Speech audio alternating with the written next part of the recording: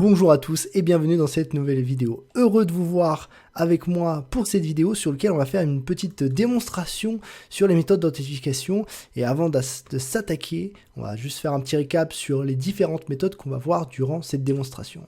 Donc la première, c'est la méthode UserPass. Donc la méthode UserPass, vous allez vous authentifier avec un username password.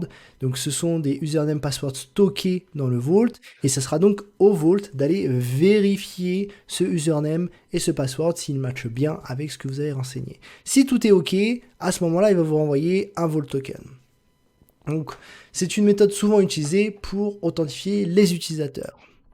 Autre partie justement du UserPass, c'est comment on va le configurer durant notre démonstration. Donc, pour ce faire, on va vous parler des commandes. Donc il y a quelques commandes qu'on aura l'occasion d'utiliser durant notre démo. Donc la première consiste à activer la méthode d'authentification de type UserPass. Donc on a le Vault Auth Enable. On a la partie configuration de notre utilisateur. Donc quel est son nom, mot de passe et la policy qu'on souhaite associer. Et une fois qu'on aura créé cet utilisateur côté Vault, on va s'authentifier avec cette méthode UserPass en utilisant nom d'utilisateur et mot de passe. La seconde méthode d'authentification va être la AppRole, plus orientée pour des applications. Donc dans un premier temps, on va créer une policy avec un role ID et un secret ID au sein du Vault qu'on va aller injecter au niveau de notre application. Ici, on va jouer un peu le rôle de l'application puisqu'on n'a pas de réelle application à tester durant cette démonstration pour voir qu'on arrive bien à s'authentifier auprès du Vault avec notamment ce secret ID, ce role ID là. Donc pour rappel, le secret ID est variable tandis que le role ID est statique. Donc une fois authentifié, on récupère, ou du moins notre application va récupérer ce Vault token. Donc là aussi quelques commandes. Donc première partie de configuration, donc on va activer la méthode d'authentification cette fois-ci de type AppRole, et parmi les méthodes d'authentification, on pourra préciser le chemin ou le nom justement de notre auth méthode. Donc pour ce faire, une fois qu'on a activé celui-ci, on va créer un role name. La notion de role name est spécifique à AppRole. Donc le role name, c'est concrètement, ok, mon utilisateur va s'authentifier avec, ou plutôt mon application plus précisément, va s'authentifier avec un role ID, un secret ID, et pour ce faire, on va, une fois authentifié, on va lui dire, quelle est la durée du secret ID, quelle est la durée de notre token Vault, quelles sont la policy qu'on va lui affecter, etc. Donc toutes ces informations-là, on va le renseigner par rapport à ce qu'on appelle un role name. Et ce role name donc va définir, une fois authentifié, quelle est la durée de notre token et toutes les informations qui vont avec. Une fois que c'est fait, sur la partie configuration, on va pouvoir s'authentifier. Donc pour ça, il nous faut un role ID qu'on va générer, un secret ID, et une fois qu'on a les deux, on va pouvoir s'authentifier avec ce role name et secret ID. Sans plus tarder, je vous propose d'attaquer la démonstration. Et bien c'est parti pour notre démonstration. Alors pour ceux, et je vous invite d'ailleurs, qui souhaitent suivre la démonstration en même temps que moi, vous avez en description de la vidéo un lien avec la liste des commandes. Donc je vous invite à aller directement sur ce lien-là et à mettre la vidéo en pause à chaque fois que j'exécute une commande pour que vous puissiez faire les commandes en même temps que moi. Donc je vous propose de direct nous attaquer à cette démonstration-là. Donc pour ce faire, on va aller mettre notre Vault en dev. Donc par rapport aux précédentes vidéos, on a l'habitude de faire cette manipulation-là. On va ensuite voir si on est bien authentifié en root user, donc un Vault token lookup, et on voit qu'on est authentifié avec notre root token. Donc jusqu'à là, on a l'habitude. À des fins de démonstration, on va créer une policy, on va un petit peu voir à quoi ça ressemble. Donc on va, dans un premier temps, créer un fichier qui va contenir donc notre policy en local. Donc le nom de notre fichier, ça va être policy.hcl, sur le chemin donc secret data mysecret avec les capabilities suivantes. Donc là, si je fais un ls, je vais tomber du coup sur mon fichier donc policy.hcl. Et si je regarde le contenu de celui-ci, on va voir que c'est exactement le contenu que je vous ai montré tout à l'heure. Donc on va aller uploader cette policy côté Vault, et pour ce faire, on va utiliser la commande vault policy write. Donc ensuite, le nom de notre policy qu'on va appeler ici user, Et on se base sur quoi pour créer notre policy? Donc sur le fichier, donc policy.shell qu'on vient tout fraîchement de créer. Et donc là, on voit que la policy a été créée. On va aller quand même checker côté Vault parce qu'on a toujours des doutes pour vérifier si ça a bien été uploadé. Donc on va faire un Vault policy list et on voit qu'on a 3 policies, default, user, root. Donc notre policy a bien été créée et on a 2 autres policies qui sont déjà présentes ici, default et root. Pour ceux qui ne savent pas à quoi correspondent ces policies-là, je vous invite à voir ma vidéo sur les policies, donc une vidéo faite précédemment, quelques vidéos en arrière, afin de découvrir ça et pour certains rafraîchir un petit peu la mémoire concernant ces policies-là. Donc on va aller vérifier le contenu de notre policy, donc user, donc on va faire un vault policy read, donc user, et on voit ici qu'on a notre policy qui a été créée, donc le même chemin, les mêmes capabilities. Donc on n'a plus besoin de notre fichier qui a été en local puisque la policy a été uploadée dans le Vault et bien présente. Je vous propose d'attaquer la partie hot method en commençant avec la méthode userPass. Donc on va attaquer donc cette première méthode. Donc on va faire un vault hot enable userPass et on va aller vérifier si cette méthode a bien été activée. Donc on va faire un vault hotList et donc on voit qu'il y a 2 méthodes d'authentification qui sont à ce jour activées dans notre vault. Donc on a le token qui est obligatoire puisqu'on va aller interagir toujours avec vault au travers d'un token avec les bons droits et les bonnes policies. Et on a ici notre userPass qui a été activé mais qui n'est pas encore configuré. Vous avez la possibilité d'aller créer donc cette méthode d'authentification, d'activer cette méthode d'authentification sur un autre chemin, donc avec l'option notamment -path égale test. Donc là, vous pouvez mettre test ou autre pour le nom du chemin, et ce qui vous permet aussi pour certains d'activer plusieurs méthodes d'authentification qui sont identiques. Donc là, comme on peut le voir, on l'a activé sur le chemin test, on voit qu'il y a 3 méthodes d'authentification, 2 qui sont de type userPass, mais qui vont avoir des chemins qui vont être différents, donc des configurations qui vont être aussi différentes. On va se concentrer sur la première, donc la userPass, et on va créer notre premier utilisateur qui va s'appeler mruel. Donc on va faire un vault write sur le chemin suivant, donc très important, toutes les méthodes d'authentification par rapport à vault, lorsque vous allez faire une action, ça va toujours commencer par hot/ quelque chose. Donc après, vous allez mettre le chemin de votre méthode d'authentification, donc ici userPass. Ça aurait pu être test si on voulait justement se concentrer sur cette méthode, la deuxième méthode qu'on a activée. Donc dans ce cas-là, c'est userPass dans notre cas. Users, donc ça c'est spécifique à userPass. Donc là, soit vous avez vu cette vidéo ou la documentation pour le savoir. Et ensuite le nom de notre utilisateur, donc mruel. Donc ici, on met un password très complexe, comme vous pouvez le voir, qui s'appelle ici test, et on va lui mettre la policy user, qu'on a fraîchement créé. Donc on va aller voir si notre utilisateur a bien été créé. Donc pour ça, on va faire un vault list sur hot user pass users. On va voir que mruel a bien été créé. Et vous pouvez voir que ça a bien été créé sur notre premier hot méthode qu'on a activé, donc userPass avec le chemin userPass.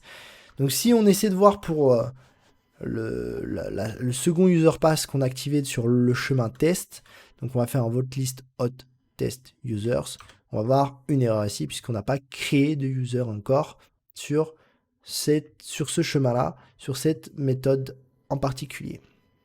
Donc on va continuer sur notre userPass, donc on va lire quand même les informations propres à notre utilisateur, donc même commande que le write, sauf que ça va être ici un read, sans surprise. Donc on va faire un vault read hot userPass users mruel. Et on va voir les informations de notre utilisateur. Donc on voit qu'il n'a qu'une policy pour le moment, qui est la policy user, sur lequel on va avoir un max TTL qui va être défini. Donc pour rappel, faites attention, hein, vous allez avoir quand même le TTL système qui est à peu près de 31 jours, qui est mis en place. Et le max TTL du système l'emporte toujours sur le max TTL que vous allez avoir sur votre token que vous définissez ici, même si c'est à 0, pour dire infini. Donc faites attention bien là-dessus, il y a bien un max TTL, celui du système en particulier. Donc on voit ensuite le type de token et toutes les informations ici. Donc lorsque vous créez votre utilisateur, vous pouvez modifier cette partie de configuration. Et dans notre cas, on va justement rajouter une autre policy qui aura besoin de notre utilisateur, qui est la policy par défaut. Donc on va faire la même commande, sauf qu'on va rajouter une virgule et on va mettre la deuxième policy qui est ici default. Donc on va aller de nouveau vérifier si ça a bien été pris en compte. Et on voit au niveau des policies qu'on a bien 2 policies qui ont été créées. Maintenant qu'on a créé notre utilisateur, on va essayer bien évidemment de s'authentifier. C'est ce qu'on attendait depuis tout à l'heure. Donc on va faire un vault logging, méthode userpass, puisqu'on ici on utilise la méthode userpass pour s'authentifier. Donc on veut s'authentifier avec quel utilisateur? Et ben on va ici utiliser mLaruel. Donc ce qui est intéressant de ne pas préciser le mot de passe, c'est que au niveau de la CLI, comme vous pouvez le voir, la CLI du Vault, on vous demande d'indiquer votre mot de passe et celui-ci va être caché. Donc si vous avez des commandes, enfin si vous êtes de façon interactive avec cette commande-là, je vous invite plutôt à ne pas mettre le mot de passe et à directement taper le mot de passe tel quel en caché. Donc notez bien que username égale mLaruel, c'est pas une option comme méthode, hein, c'est la petite subtilité ici. C'est vraiment en fait quelque chose qui est attendu en termes de valeur. Donc rappelez-vous, on a notre super mot de passe complexe qui va être ici test. Et on voit qu'on a bien été authentifié auprès de notre Vault avec ce magnifique token, avec une durée de 768 heures, donc c'est la durée du token système, plus précisément, avec la policy default et user. Donc jusqu'à là, ça a l'air d'être assez intéressant. On va quand même faire un petit test pour vérifier. Donc là, la commande, on la verra plutôt dans les prochaines vidéos. Donc on va faire un vault kvput pour voir si on a bien les droits et on voit que notre utilisateur a bien les droits. Donc c'est la policy qu'on a créée au préalable tout à l'heure. Donc je rentre pas trop dans le détail de cette commande parce que ça va faire l'objet de la prochaine vidéo, des prochaines vidéos. Ok, donc notre utilisateur a bien été authentifié, avec les bons droits, etc. Super. Maintenant, qu'en est-il de la méthode AppRole qui va être plus intéressant, notamment pour nos applications qui vont s'authentifier auprès du Vault. Donc vous l'avez compris, pour s'attaquer à la méthode AppRole, il faut déjà activer celle-ci. Donc on va faire un Vault Hot Enable AppRole pour activer. Donc, comme d'habitude, bonne pratique, on va vérifier si ça a bien été créé correctement. Donc on va faire un Vault Hot List et on va voir ici que le AppRole a bien été créé. Donc là, on va utiliser le chemin par défaut, vous l'avez compris, qui est le nom de la méthode qu'on va activer. On va créer donc notre role name, qui est une particularité pour rappel de la méthode AppRole. Donc Vault Write Hot, jusqu'à là, on est OK. Le chemin de notre méthode d'authentification, donc ici AppRole, jusqu'à là, pas de souci. Et ensuite, vous l'avez compris, il nous faut créer un rôle. Donc un peu comme dans la même logique que ce qu'on a vu avec l'userpass, où c'était users, ici ça va être plutôt un rôle qu'on va créer. Donc rôle / le nom de notre rôle qui va être ici app, sur lequel on va mettre la policy qui va être default. Donc, on n'a pas cherché très très loin pour notre application. Donc là, il nous dit que notre rôle a bien été créé. Comme d'habitude, on va aller vérifier si bien tout a été créé. Donc on va faire un vault list hot AppRole role. Vous l'avez compris, à chaque fois, on retire le nom finalement, que ce soit pour userpass ou que ce soit pour notamment notre AppRole. On retire finalement le nom de notre utilisateur ou de notre rôle et on fait un list tel quel au niveau de la racine et on voit ici notre application, notre rôle côté AppRole qui a été créé pour notre application. Donc on va aller lire les informations de notre role name qui s'appelle ici app, donc même commande que le vault write, sauf que ici ça va être un read. Et on retrouve notamment des informations concernant le secret ID TTL, le token, les policies et j'en passe. Vous l'avez compris, donc il y a pas mal de paramètres que vous pouvez modifier au moment du write. Donc si vous voulez les modifier, finalement, lorsque vous faites un vault write, vous reprenez, par exemple, vous dites, je vais changer le token. Donc je vais hop, copier l'information, donc token TTL, que je vais préciser peut-être à 10 secondes. Et donc quand je refais un volt read, par magie, on voit que le token TTL ici est passé à 10 secondes. C'est bien beau tout ça, mais on veut tester. Donc c'est parti pour les tests. Donc on va aller, premièrement, récupérer le role ID qui est statique. Donc on va faire un volt read hot app role, le nom d'autre role. Jusqu'à là, on s'y perd pas trop. Et côté app role, dans notre role app, on aura le role ID. Donc on va faire un read. Ok, on a récupéré notre role ID. Et là, c'est la petite particularité du secret ID, c'est que le secret ID est variable. Donc on peut le générer autant de fois. Là où en fait le role ID est statique. À chaque fois qu'on va aller chercher ce secret ID, à chaque fois, ce sera un secret ID qui est délivré à la demande. Donc pour ce faire, on va faire un vault write. Donc c'est un peu particulier. Donc c'est pas un read, c'est particulier au type de call API qui est fait derrière. On va pas trop rentrer dans le détail. Donc ici, il faut faire attention, ça va pas être un read comme pour le role ID, mais un write. Le "-f", c'est pour force, parce qu'ici, on va pas mettre de paramètres comme on a pu le voir avec le username pour le user pass ou ce genre de choses. C'est la petite subtilité. Donc si vous mettez pas le "-f", il va vous dire ah bah non, il faut des paramètres. Vous pouvez pas aller écrire du contenu sans mettre de la donnée.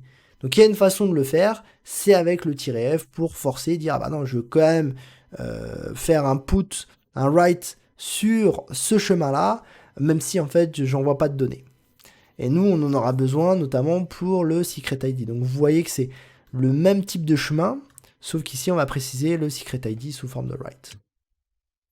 Et donc là, on voit ici donc notre secret ID qui a été généré ainsi que son accessoire. Et vous voyez que le secret ID a un TTL puisqu'il est, pour rappel, pas statique comme le role ID, mais va être dynamique et sera temporaire. Donc si je réexécute la commande, j'aurai un autre secret ID. Donc l'objectif du secret ID, c'est que à chaque fois que vous allez déployer votre application, à chaque fois vous allez changer le secret ID pour des raisons de sécurité, pour que l'application puisse aller s'authentifier auprès du Vault. Et ben, on va justement aller s'authentifier, et pour s'authentifier, on va faire, c'est pas exactement la même commande que pour le user pass. Donc ici, ça va être un vault write hot app role logging. Donc vous voyez à peu près toujours le préfixe, c'est assez intéressant. Et on va ensuite préciser donc le role ID, un peu comme ce qu'on avait vu avec l'user pass qui demandait le username. Ici, ça va être le role ID. Donc le role ID, on l'a récupéré un peu plus haut. Donc on va le coller ici et on va mettre donc une deuxième information ici qui va être le secret ID. Quand on en a deux des secret ID, par défaut, on va prendre le dernier qu'on a généré. Mais que ce soit l'un ou l'autre, ça marche. Donc on a précisé role ID, secret ID, et on va s'authentifier auprès du Vault. Et qu'est-ce qu'on voit? On voit ici qu'on a bien été authentifié avec ce fameux token-là, avec la policy default, et que ce token-là a bien une durée de 10 secondes, qui vient justement d'expirer, le temps que j'explique un peu tout ça. Et qu'on voit que ce token-là appartient au role name qui s'appelle app.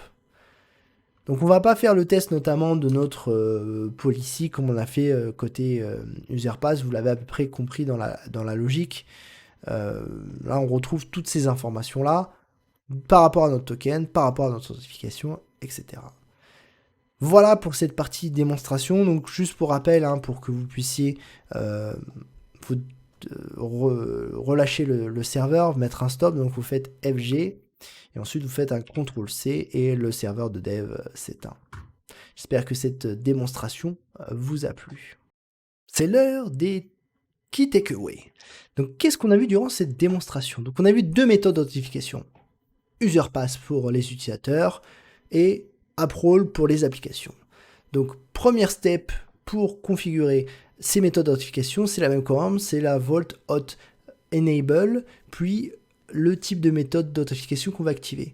Donc n'oubliez pas, vous avez l'option -paf sur lequel vous pouvez mettre un nom, un chemin précis. Donc vous pouvez activer finalement plusieurs AppRole, plusieurs méthodes d'authentification de type AppRole avec des chemins différents, des noms différents. Donc une fois activé, deuxième étape, c'est la configuration de cette méthode d'authentification. Donc côté UserPass, on n'a pas beaucoup de configuration à faire. Par contre, côté AppRole, on en a. Donc côté AppRole, qu'est-ce qu'on va créer? On va créer donc le role name. Donc on va créer un rôle avec la configuration de ce role name. Donc notamment, on va retrouver les policies qu'on va affecter à notre token. On va notamment aussi retrouver tout ce qui va être propre à la durée de vie de notre token, bref, tout ce qui est finalement, je vais créer des credentials, etc., qui va être la durée de vie de ces credentials-là, les droits qui vont avec et tout ce qui va bien. Une fois configuré, donc étape numéro 3, c'est de créer bien sûr les credentials pour pouvoir que nos applications et nos users puissent se connecter. Donc là, côté UserPass, on a donc le vote right sur le nom de mon utilisateur, donc je vous dis pas ici les différents chemins pour créer tout ça. Donc quoi qu'il arrive, vous allez avoir au niveau du chemin donc hot pour la partie hot méthode / ensuite le nom du chemin de votre méthode d'authentification. Donc on a laissé ce par défaut, donc userPass / ensuite on veut créer ici un utilisateur, donc user / le nom de notre utilisateur avec la policy qui va bien. Pareil côté AppRole, on va plutôt générer donc premièrement le role ID. Donc faites attention, le role ID c'est un vault read qui nous permet donc de lire cette information là, puisque c'est une information qui est statique dans le temps. Et ensuite on aura donc la deuxième méthode, donc le vault write avec le -f pour force pour justement aller récupérer à la volée notre secret ID. Donc on récupère role ID, secret ID de cette façon-là et ensuite il faut l'injecter à notre application. Donc l'étape numéro 4, ça va être la partie logging. Donc notez bien ici sur UserPass, on a le vote logging sur lequel on va préciser la méthode d'authentification, donc ici UserPass avec l'username et le mot de passe. Et côté AppRole, on va avoir donc un vault write sur hot AppRole login sur lequel on va préciser, comme on peut le voir ici, donc role ID et secret ID qui seront fraîchement générés par les commandes précédentes. Je vous remercie de m'avoir suivi et je vous dis à très bientôt pour la prochaine vidéo sur laquelle on va parler des Secret Engine. On va plus précisément commencer avec les statiques et par la suite les dynamiques. C'est un sujet que j'ai très fortement attendu et j'espère que ça va vous plaire et que les vidéos vont vous plaire. N'hésitez pas à mettre un commentaire. Je vous dis à très bientôt et bonne journée à vous. Merci à vous.